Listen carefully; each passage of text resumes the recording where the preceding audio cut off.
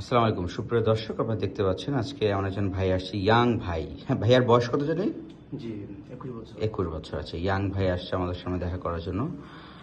আমরা আসলে দেখি 21 বছরে ওনার কন্ডিশনটা কি হয়েছে। প্রথম যদি একটু দেখি, একটু মাথাটা নিচে করেন, একটু নিচে করেন। এই যে দেখেন কি একটা অবস্থা হয়েছে, একদম থিন হয়ে গেছে। আসলে চুল পড়তে পড়তে শুধু রিসিডিং হেয়ারলাইন লস্ট হচ্ছে না, শুধু সবচেয়ে বড় ফ্যাক্ট হচ্ছে ওনার এগুলা সহ পাতলা হয়ে গেছে। মানে এগুলো সহ যদি উনি ট্রিটমেন্টটা নিত, যদি উনি ওষুধটা খাইতো, তাহলে এই অবস্থাটা হইতো না। ভাই আজ থেকে 2 বছর আগে তো যখন চুল পড়া শুরু হয় আপনার, তো ওই সময় থেকে আমাদের সাথে কন্ট্যাক্ট করতেছেন, আপনি ওষুধ দিবেন না? ওইটা হচ্ছে মানে করব করব করে না মানে হয়ে উঠতেছিল না। দেখেন করবো করবো করে করা মানে হইতেছে না। আজকে আজকে কি করতেছে দেখেন, কষ্টটা এখন কিন্তু বেশি হচ্ছে, বেশি হচ্ছে না?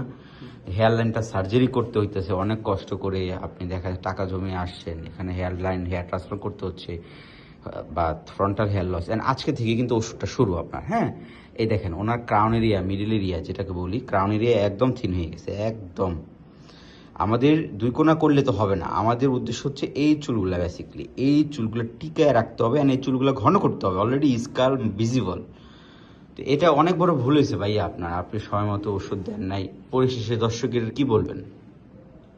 আমি আসলে বলবো যারা যারা হচ্ছে আমার মতো সেম সমস্যায় ভুগতেছে তাদের একটু সচেতন হওয়া উচিত। সচেতন হওয়া উচিত, আগে থেকেই এ বিষয়ে একটু অ্যালার্ট থাকলে তো আপনি যদি 2 বছর আগে থেকে, যখন আপনার হেয়ার ফলটা স্টার্টিং হয়, ওই সময় যদি ট্রিটমেন্টটা নিতেন, আজকে এখানে আসতে হতো?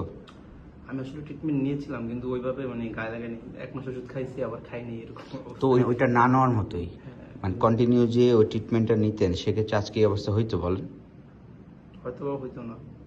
না, 100% হইতো না, হয়তো বা না, 100% হইতো যদি যখন থেকে চুল পড়া শুরু হয় ওই সময় যদি আপনি ট্রিটমেন্টটা নিতেন, সেক্ষেত্রে এই রিসিডিং হেয়ার লাইনটা ফাঁকা হইতো না, আর এই যে এই চুলগুলো, এই অবস্থাটা হইতো না। একদম অবস্থা খারাপ। দেখেন আপনার ইয়াং বয়স, অল্প বয়স, এই বয়সে দেখা ফ্রেন্ড সার্কেল, বন্ধু বান্ধব এদের সাথে ঘোরাঘুরি করবে, কিন্তু এই বয়সে হেয়ার লস হওয়াটা আসলে আনএক্সপেক্টেড।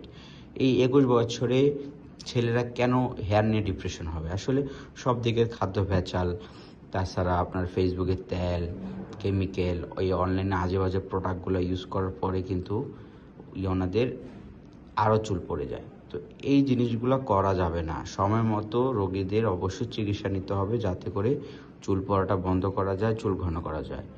যে তেলে বন্ধুরা, আজকে কি করতেছি আমরা, ওনার আজকে 2000 গ্রাফ সার্জারি করতেছি। এইখান থেকে শুরু করে এইভাবে একটা হেয়ারলাইন ক্রিয়েট করতেছি। হ্যাঁ, মাথার সামনে একটু এই জায়গাও কিছু দিয়ে দিব। হ্যাঁ, এই জায়গাগুলো পাতলা হয়ে গেছে। তো এখন বিষয়টা হচ্ছে, আমরা রিসিডিং হেয়ারলাইন করে দিলাম, কিন্তু এই চুলগুলো কিন্তু করতেছি না, এই যে ক্রাউন এরিয়ার চুলগুলো করতেছি না। এগুলোর জন্য তো চিকিৎসা নিতে হবে, তাই না? এগুলোর জন্য ওষুধ দিয়ে দিব যাতে এই চুলগুলো ঘন হয়।